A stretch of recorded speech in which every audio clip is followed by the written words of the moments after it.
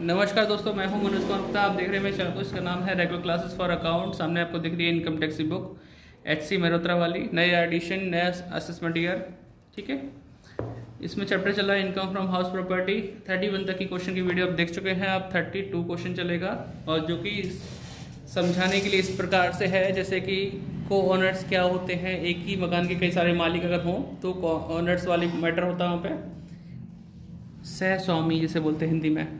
तो अभी क्वेश्चन समझते हैं क्या लिखा है इसमें। आपको क्लियर दिख रहा होगा, फोकस हो गया। हाँ, 4 पर्सन आर को owners of property in equal share. The property was constructed in 2017। 1/4 property is self occupied by the owner and remaining 3/4 is let out. तो 1/4 प्रॉपर्टी उन्होंने सेल्फ ऑक्यूपाइड के रख दी, बाकी 3/4 किराए पे देने के लिए। The let out portion फेचेस rent of ₹180 per year. तो जो हमने किराए पे पोर्शन दिया उसका किराया कितना मिलता है? 180।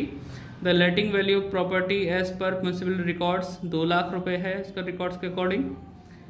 म्यूनसिपल वैल्यू, म्यूनसिपल टैक्स है 16,000 is borne and paid by owners. The co owners also paid 2,000 as fire insurance premium. उसका कुछ नहीं करना। Compute the income from house property हमें निकालनी है। अब ये क्वेश्चन भी वैसे ही होता है जैसे पहले करना है। ठीक है, बस तरीका थोड़ा सा लास्ट में चेंज हो जाएगा। तो अभी क्वेश्चन करके दिखाते हैं आपको। तो सॉल्यूशन ऑलरेडी हो रखा है, बस आपको समझाना है कैसे कैसे हुआ है। यहाँ लिखा है computation of taxable income from house property for the assessment year 2023-24। इसमें पहला पोर्शन हमने सॉल्व किया। 1/4 property is use for self residency. तो सबको पता है कि 1/4 वाले में सिर्फ नील चलेगा। Gross annual value nil, municipal tax nil, annual value बचा nil. Deduction under section 24 30% of AV nil आ गया, क्योंकि जिस मकान में हम रहते हैं उसमें कोई कमाई नहीं होती। तो इसी तरह से करते हैं, बस फॉर्मेट को फॉलो करना होता है। लोन हमने इस पर लिया नहीं, तो यहाँ पे इंटरेस्ट लोन भी नील आ जाएगा। सब कुछ आंसर नील करना ज़रूरी है, लेकिन ये है ना, कहीं आप सोचो नील आना तो लिखने की क्या ज़रूरत। आगे आते हैं 3/4। 3/4 is used for let out. ठीक है, तो 3/4 प्रॉपर्टी हम यूज़ कर रहे हैं किसके लिए? लेट आउट के लिए। उस केस में फर्स्ट आएगा आपका म्यूनसिपल वैल्यू। म्यूनसिपल वैल्यू था 2 लाख रुपए पूरे हाउस का, तो 3/4 कितना हो जाएगा? 1,50,000। फेयर रेंट हमारे पास नहीं है, सेकंड पॉइंट नील कर दिया। थर्ड हमारा एक्चुअल रेंट रिसीव हुआ 1,80,000, वो लिख दिया हमने। अब इन दोनों में से ज़्यादा क्या है? म्यूनसिपल वैल्यू फेयर रेंट में 1.5 लाख, वो हमारा एक्सपेक्टेड हो गया। Actual rent same to same लिख दिया 180। इन दोनों में से ज़्यादा क्या है? 180, वो आ जाएगा हमारा ग्रॉस एनुअल वैल्यू। उसमें से म्यूनसिपल टैक्स माइनस करेंगे। म्यूनसिपल टैक्स कैसे निकालेंगे? देखो जरा, म्यूनसिपल टैक्स इसमें दे रखा है 16,000 पे किया है, शायद कितना था? हाँ, 16,000 पूरे हाउस का पे किया था। तो 3/4 का कितना बैठेगा? 12,000 माइनस करेंगे 168 एनुअल वैल्यू हो गया। तो यहाँ तक क्लियर है। आप वीडियो पॉज करके आराम से इतना नोट डाउन कर लीजिए। तो पेज पलटता हूँ,